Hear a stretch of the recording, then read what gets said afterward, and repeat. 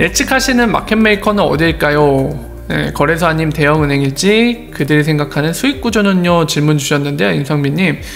일단은 수익구조부터 말씀을 드리면 이미 잘 알고 계시겠지만 수익구조는 외환시장도 그렇고 ODL도 외환시장의 구조를 그대로 본따왔기 때문에 마켓메이커의 수익은 어디서 온다? 여기가 시장가격. 우리가 약간 금융 쪽이 아니라 우리한테 좀 친근한 거래소에서의 그걸로 말씀드릴게요. 우리가 보통 이쪽은 매도벽이라고 얘기하잖아요. 시장 가격보다 비싼 가격에 XRP 팔리고 있으면 매도벽이라고 하고, 그리고 시장 가격보다 저렴하게 살려고 이렇게 주문 걸어놓으면 우리가 매수벽이라고 보통 얘기하잖아요. 이런 식으로 표현들 많이 하시죠.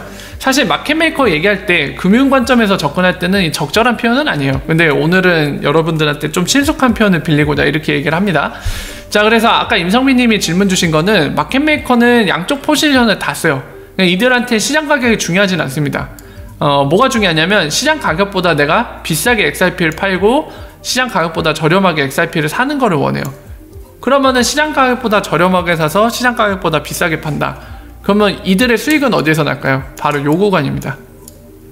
요거 스프레드라고 해요, 이 차이를. 그러니까 스프레드만큼 수익을 버는 거예요, 마켓메이커는. 이게 이들의 전략이고 이들의 수익 모델입니다. 자, 이렇게 하는 건데 아까 질문 주신 거에 두 번째 거는 이걸로 답변이 됐죠. 그러면 첫 번째 거 가서 마켓메이커가 도대체 누구냐, 누구를 예상하느냐 질문 주셨는데 지금은 모르겠어요. 지금은 저도 물음표입니다. 뭐 리프사가 공식적으로 밝히는 거는 뭐 이제 전문 OTC 데스크를 운영하는 쪽에다가 뭐 이제 다이렉트 세일을 하겠다, 뭐 이런 얘기를 하는 걸로 미뤄봐. 이 OTC로서 서드파티를 리퀴디티 프로바이더를 이용하는 것 같은데 단 한 번도 어딘지를 얘기한 적 없거든요. 그나마 이제 최근에 공개된 게, 그리고 유렉신뱅크 때문에 좀 알 수 있게 된 게 비트페이거든요. 얘네가 이 역할을 하는 것 같아요, 공개된 내용으로 미뤄봐. 근데 그 밖에 기타 등등은 물음표죠. 공개한 게 하나도 없어요. 근데 이 시장에 어떤 전문 회사가 있는지 제가 아는 정보가 없기 때문에 지금 어느 곳들이 활동을 하고 있는지는 제가 모르겠습니다. 그래서 그 부분은 모르지만 결국에 리프사가 최종적으로 목표하는 거는 뭐냐면요, 바로 레가시 금융기관 중에 대표 주작격인 은행을 참여를 시키는 겁니다. 어떤 얘기냐면 여러분들 요 얘기예요. 은행이 XRP를 홀딩하는 거를 자꾸 얘기하잖아요. 브래드 갈링하우스가 작년도 그렇고 올해도 그렇고 계속 그 얘기하잖아요. 계속 어떤 얘기하죠?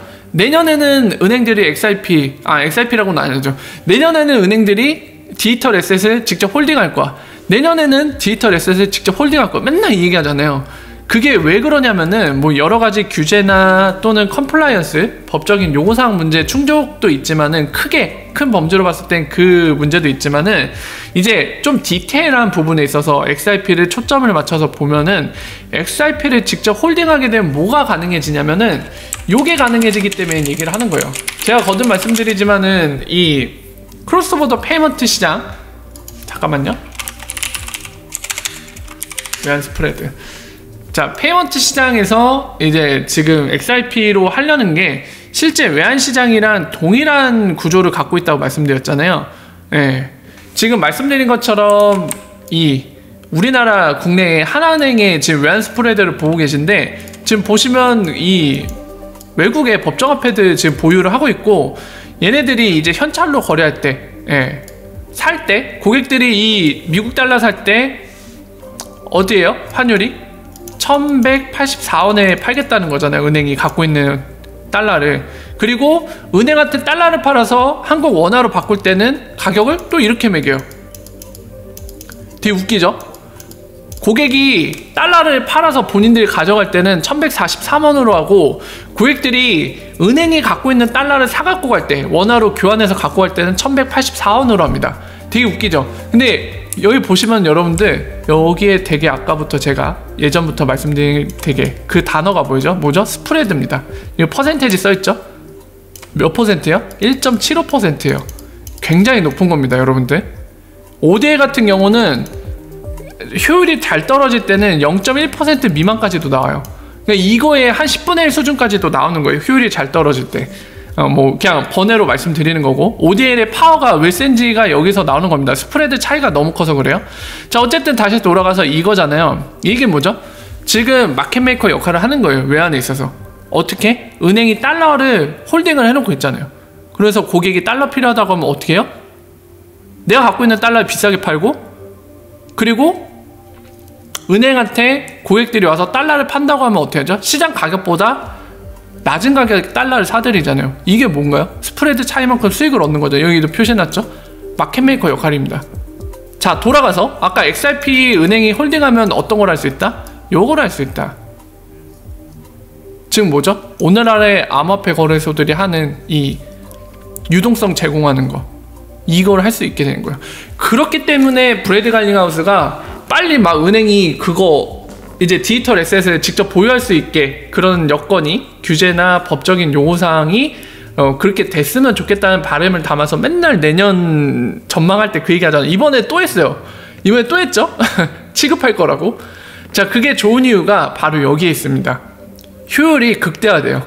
네, ODL을 쓸 때보다 더 극대화됩니다. 왜냐면 이게 외환이 여러분들 실제로도 그래요.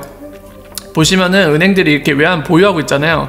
이거를 환전 서비스 제공하는데도 쓰지만 이 은행들이 크로스보더 페이먼트 할 때도 씁니다. 예, 활용이 돼요. 예. 그렇기 때문에 이게 만약에 XRP를 직접 홀드하고 있다.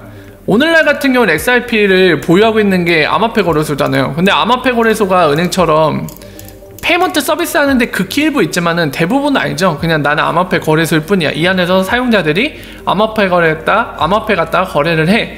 이 목적이기 때문에 이 효율이 안 나오는데, 만약에 은행이 직접 XRP를 들고 있으면 이 은행을 통해서 뭔가 환전하고 싶은 사람, ODL을 쓰거나 이런 걸 하고 싶은 기업이나 개인들한테도 이 마켓메이커처럼 리퀴디티를 제공할 수도 있는데, 은행이 XRP 직접 들면서 써버릴 수도 있어요.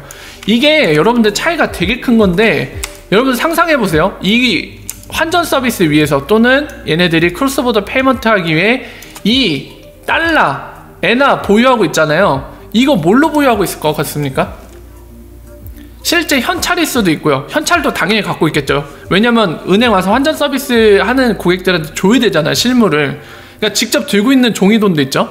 그리고 디지털 형태로 갖고 있는 것도 있을 텐데, 디지털은 어차피 예로 두고, 사실 그것도 비율적이긴 하지만 여러분들 실물로 봅시다. 여러분들 지금 해외여행 가기 위해서 미국 달러를 바꾸고 싶어요, 환전해서.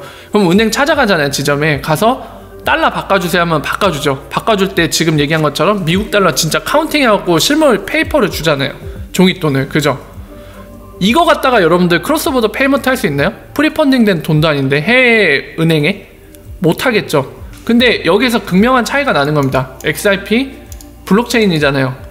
이 은행 계좌를 A라는 계좌로 하죠. XRP 레저상에. 법이나 규제에서 우리나라 하나은행은, 그러니까 우리나라 시중은행이 XRP를 직접 홀딩해도 됩니다.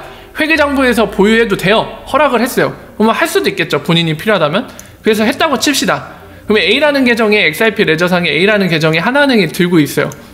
들고 있다가 이제 뭐 기업들 막 ODL 쓰고 싶대요. 막 리플렛 멤버들 쓰고 싶대. 그러면 그 유동성을 이제 하나은행이 제공해 줄 수도 있겠죠. 근데 그걸 떠나서 하나은행이 직접 크로스보더 페이먼트를 하고 싶어요. 그러면은 A 있는 계정 XRP를 미국으로 보내야 돼요. 그럼 미국에 뭐 예를 들면 보아 있다고 봅시다. 얘도 계정 있어요. 그럼 글로 던지면 땡이에요. 아니면은 비트스탬프에 던지면 되죠. 어떻게 하면 돼요? 비트스탬프에 보인들 계정 만든 거 있으면 던져갖고 여기서 달러로 바꿔치면 끝나요. 바로 2분 안에 클리어 됩니다. 지금은 외환을 환전하기 위해서 본인들이 갖고 있는 실물 이 종이돈을 환전 서비스에밖에 못 써요. 그죠? 근데 XRP는 뭐가 다르다? 블록체인이라는 장점 때문에 이거 홀딩하고 있다가 그냥 바로 즉각적으로 쓸 수도 있어요. 이게 리프사가 바라보는 미래의 최종 그림인 거예요. 제가 많이 말씀드렸죠. 이제 시기가 됐기 때문에 제가 디테일을 가미해서 말씀을 드린 겁니다. 제가 예전에는 1단계는 간접 보유로 쓰는 거, 그러니까 간접적으로 쓰는 거죠. 보유하지 않고. 2단계 되면 어떻게 된다고요? 직접 홀딩할 수 있게 되면 효율이 2배가 되기 때문에 직접 홀딩해서 쓴다고 했죠. 그 얘기를 많이 말씀드렸는데, 그때는 디테일을 말씀 안 드린 거고 오늘은 2단계 디테일을 말씀드린 거예요. 그러니까 지금의 금융 시스템 방식과 비교했을 때 어떠한 점이 달라져서 이게 효율이 생기는지, 왜 이게 장점을 갖는지, 그리고 이렇게 됐을 때 어떤 방식으로 쓰이는 건지를 설명을 디테일을 지금 가미해서 말씀을 드린 겁니다. 네, 굉장히 중요한 부분이에요.